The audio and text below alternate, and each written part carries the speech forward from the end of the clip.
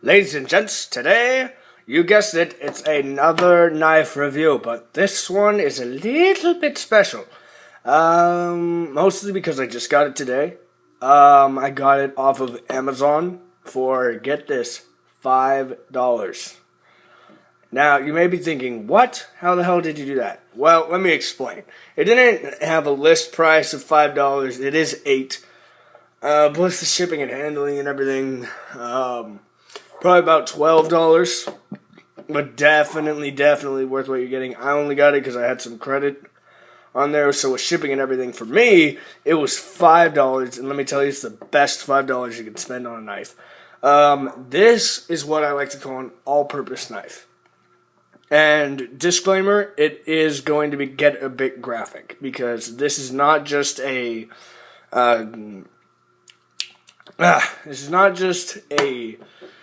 emergency rescue knife or a tool. This is also a combat knife. So it will get a little graphic just to explain its full functions. And if that bothers you, I would not blame you if you just backed out of that. If you backed out right now.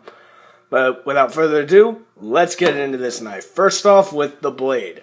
This blade is incredible. Look at that. Massive. This blade is hands down the biggest blade I've ever seen on a pocket knife.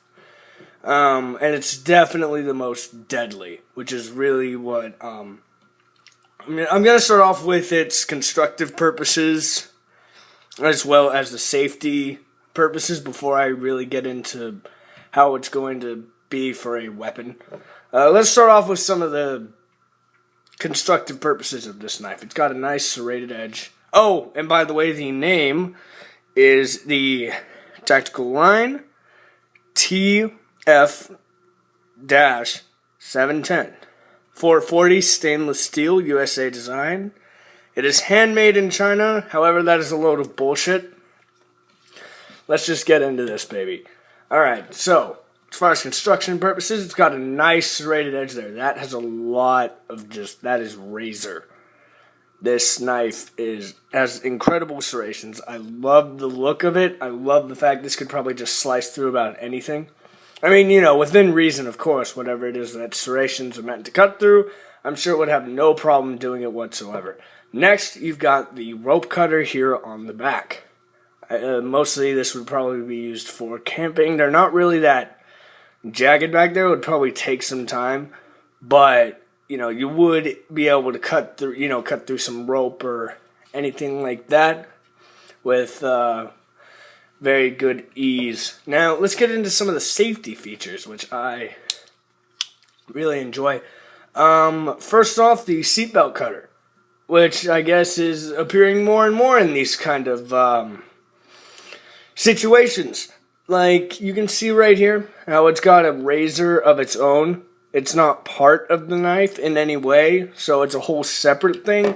The downside, yes, you're not going to be able to sharpen it, probably. I mean, unless you can take it apart, in which case I'd say go for it, because it is pretty dull. It's not impossible to cut something with it, but I don't think it would really be that good unless you sharpened it yourself.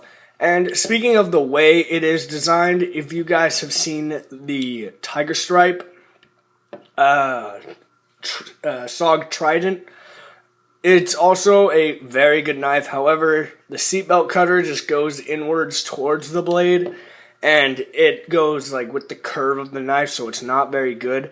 I think that all knives should have their own separate blade in order to really ensure that the seatbelt cutter is going to do what it needs to do. Secondly, we got a glass breaker over here. This is good in any emergency situation in case, let's say, for an example, you were in your car and somehow you managed to drive off into a ravine. Or any kind of thing, water's rushing in, and you got to get out of your car. Your windows won't roll down. They're malfunctioning. What are you going to do? Sit there, just grab this out of your pocket, bash, there you go. Freedom, you're out. Now, in the same instance, your seatbelt is stuck. There you go, seatbelt cutter right here. Just slice that through there. Or if you're able to, just pull that out really quick. Use that serrated edge, and it'll saw through it in no time. So those are the safety / constructive purposes for this knife. Now, this is where it's going to get a bit more graphic on the ways that this knife is a weapon. Number one, the design of the blade. If you can tell, it really comes in here and it curves to this point, and not many pocket knives have this design because this curve here really gives that point an edge. I mean, it will, that is very sharp. I mean, just very, very sharp. Secondly, and definitely the most obvious, is the blood groove. So that if you were to stab something, it would not plug up the wound and act as a suction to where you can't pull the knife out. It's meant for quick drawback. Again, sorry, this is just how this is going. But the glass breaker is also act as a, like a bludgeon object. If you hit somebody in the head with that end, it could probably fracture their skull. So it is a weapon as well as a tool. I wouldn't say you shouldn't buy this because I think it's really great. But again, this is a weapon as well as a tool. So keep that in mind when you're making this purchase. One thing that I really like about it, the clip. You see that? It rides right up on the top of the knife. So really, you almost don't have anything sticking up out there except maybe a very thin line. And even then, you can't tell what it is. So all you see is a clip. Very low profile. I think it would be great to carry around. This is my new carry around. EDC for short. And I think it's going to be great. Could get a lot of good use from this as well. From the clip, it comes down into an arc. So when you pull it out, the palm, like this area of your hand, fits very snugly into that dip. So it gives a lot of grip and a lot of control. There is another issue though, and this goes with the lock. It's not that bad. I mean, there is little to no wiggle in this knife, which is incredible. But if you look at it upon first glance, it will appear that lock is not going to stay there and it's not going to work. However, it does work very well. But you do have to flip it. If you try to just open it regularly, it won't stay. But if you flick it, it will have no problem. No problem whatsoever in sticking with this knife. So that's another fault that I have in this. Otherwise, I think it's fantastic. And the last thing is the camouflage. I love the design. I really do. However, it is very cheaply made. It is put on there. You can actually see some pixels on it. So it really looks like they just took a picture of background and glued it on. Clearly that's not what they did, or else there'd be something here to pull it off. But it will scratch very easily. It does have some grip there, so it is good for a handle. But I'd say that you definitely get your money's worth spending about $12 on this knife. It's got a great blade, multi-purpose. It's got everything you could really ask for in a knife at an affordable price. Now, if you really want a comparison to how big this blade is, I did a previous review on my Tac Force Punisher knife Speedster model. And again, these are both by Tac Force. And we can take a look here. The Tac Force knife has a big blade, but nothing anywhere close to the TF-710.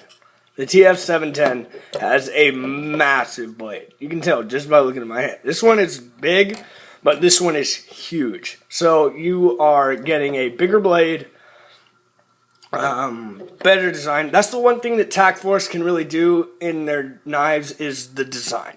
They're not made perfectly, but the design is amazing. They always know how to put a nice little design on their knife, whether it be on the blade or the handle or both. I really like it. I really like the design of their knives. You can really see a whole line of them. The Speedster models or anything else that you're looking for, Tac Force would be a really good place to get started. However, I have seen this. Do not go for the Batman knife. It is just bad. It's bad. I've seen people with it. It looks stupid and dumb, and you're not going to cut shit with it. It's just not a good knife. You should not get that one. Just saying.